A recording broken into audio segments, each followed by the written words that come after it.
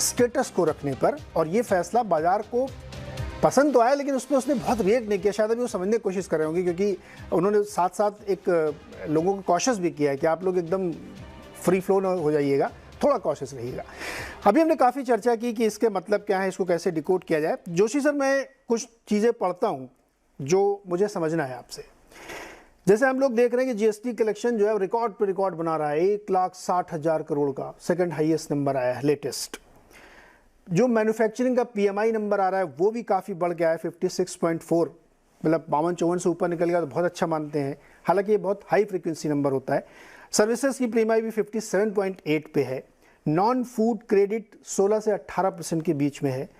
Auto sales almost pre covid level को breach करे, at least 4 wheelers में, 2 व्हीलर्स में भी नहीं है। पैन इंडिया हाउसिंग सेल्स है, भले इसमें निरंजन सर कह रहे हैं दिक्कत आ रही है, लेकिन नंबर्स अभी तक के कम से कम ये शो कर रहे हैं कि हाउसिंग की सेल्स है।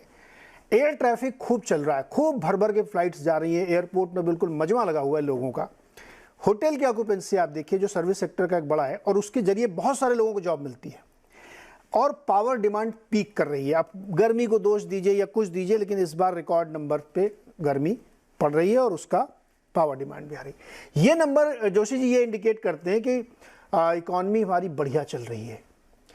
लेकिन इसी के कॉन्ट्रेरी जब मैं ये देखता हूं कि एफएमसीजी कंपनीज आती हैं तो वो रोते हुए आती हैं, कह रहे भाई हमारी तो सेल्स ग्रोथ ही नहीं हो रही है, ऑलमोस्ट जीरो है, 0.5% बढ़ रही है।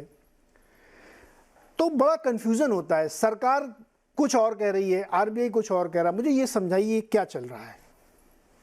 देखिए, ये जो आप कह रहे हैं ये जता रहा है कि जो रिकवरी है वो अनइवन है। जब आप, मैं 1 मिनट लूंगा, जब आप कोविड से बाहर निकले थे तो उस समय 2-3 वेव्स आई, तो उस दौरान जो सर्विसेज सेक्टर है वो पिकअप नहीं कर पाया, क्योंकि सर्विसेज सबसे ज्यादा कॉन्टैक्ट इंटेंसिव होता है। उस समय आपने मैन्युफैक्चरिंग में पिकअप देखा।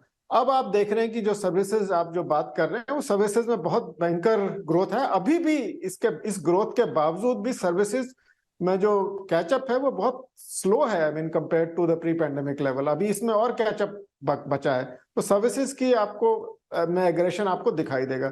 तो दूसरा, अगर आप दूसरे लेवल पे इसको देखना चाहते हैं तो आप कोई भी सेक्टर को उठा लीजिए, उसमें आप if you divide between goods which are consumed by higher income category versus those consumed by lower income category, आप देखेंगे जो मजबूती है वो हायर इनकम कैटेगरी के कंजम्पशन आइटम्स में ज्यादा है। इसमें आपने ऑटो की बात की कि वो लगभग 2018-19 के लेवल तक पहुंच चुका है। पर अगर ऑटो में भी आप 2 व्हीलर को कंपेयर करें, 2 व्हीलर में हमारी असेसमेंट ये है कि 2023-24 में भी अगर जो भी ग्रोथ देखी जाएगी, उसके बावजूद भी उसके जो टोटल सेल ऑफ ऑटो है वो 86% होगा ऑफ प्री पैंडेमिक लेवल। उसमें कैचअप नहीं है। तो ऑटो कौन कंज्यूम करता है? 2 व्हीलर्स के दाम बढ़ गए हैं क्योंकि कई चीजें हुई, कई रेगुलेटरी चेंजेस है, पर उसके बावजूद भी लोगों में उतनी क्षमता नहीं है कि वो जो 2 व्हीलर खरीदने वाले जो लोग थे उनमें उनकी इनकम पे ज्यादा असर पड़ा है। अब कंपनियों में देखिए, जो बड़ी कंपनियां हैं वो बहुत अच्छा कर रही हैं, और जो छोटी कंपनियां हैं उनकी कैपेसिटी यूटिलाइजेशन उतनी नहीं है। तो एक तरह से अनइवननेस है।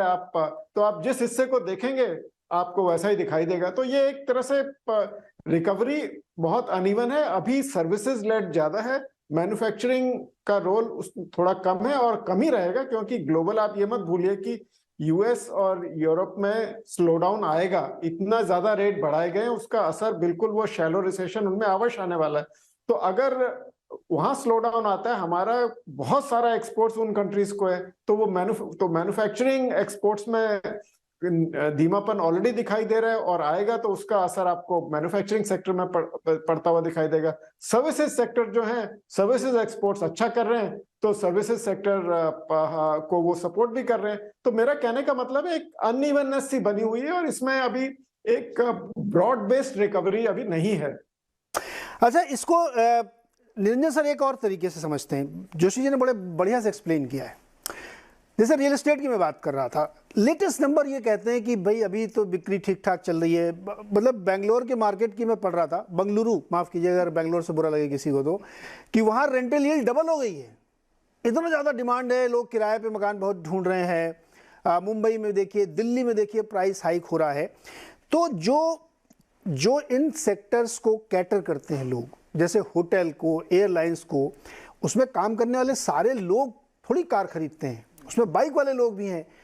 होटल में बहुत सारे लोग सब्जियां पहुंचाते हैं, बहुत सारे लोग वेटर का काम करते हैं, बहुत सारे लोग सर्विसेज देते हैं वहाँ पे, तो उनके पास तो पैसा जा रहा है ना, उनको नौकरियां मिल रही हैं। अगर इतनी बम्पर बुकिंग चल रही सब जगह, तो वो स्पिल ओवर क्यों नहीं हो रहा है इकॉनमी में? फिर कहाँ पे दिक्कत आ रही है? या नंबर कैप्चर नहीं हो रहे, हम लोग गलत कहीं, दुकानों में जाइए भीड़ लगी हुई है एकदम, ऑनलाइन सेल्स जबरदस्त हो रही है, ये क्या है? ये कैसे समझ नहीं पा रहे हैं हम लोग?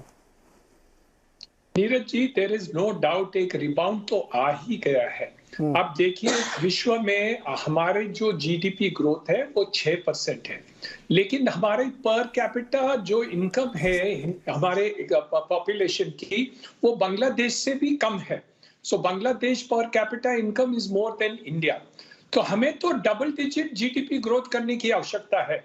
आप दूसरे देशों से कंपैरिजन करेंगे, जो चाइना और अमेरिका और यूके जिसके जीडीपी ग्रोथ कम हो गई है, वो बराबर नहीं है। हमें तो 5 साल के अंदर उनको ओवरटेक करना है, उनसे आगे जाना है, हमारे लोगों को ज्यादा पर कैपिटा इनकम देनी है।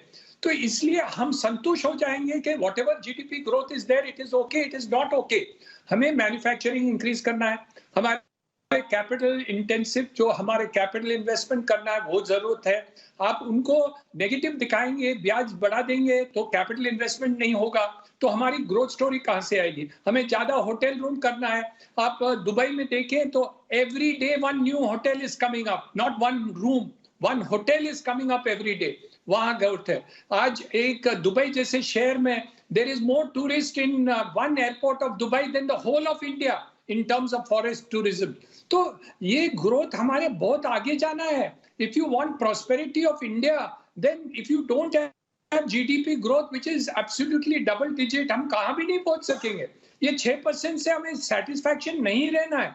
तो जब आप इंटरेस्ट रेट और ब्याज बढ़ाते जाएंगे, you are putting a slow negative to all. ये जो बढ़ोतरी ग्रोथ आप एयरपोर्ट पर देखते हैं, होटल में देखते हैं, this is a rebound of people during the Covid period. इससे सेटिस्फैक्शन नहीं होना है। पर हमें बताइए, नए होटल्स कितने आ रहे हैं? नहीं आ रहे हैं। I mean, look at the comparison between the rest of the world. आप थाईलैंड में जाएंगे तो उधर 10 नए होटल बन रहे हैं, वहां रिसेशन है फिर भी वहां बन रहे। दुबई में देखिए कितने होटल बन रहे। तो आपको कंपटीशन में नहीं जाना है, हमें हमारे देश के, हमारे लोगों की प्रगति करना है, हमारे मैन्युफैक्चरिंग कैपेसिटी बढ़ानी है, हमारे रोड और नेटवर्क जो इंफ्रास्ट्रक्चर कर रहे हैं वो हम बढ़ा रहे हैं।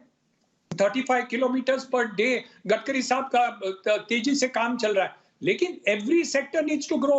हमारे हाउसिंग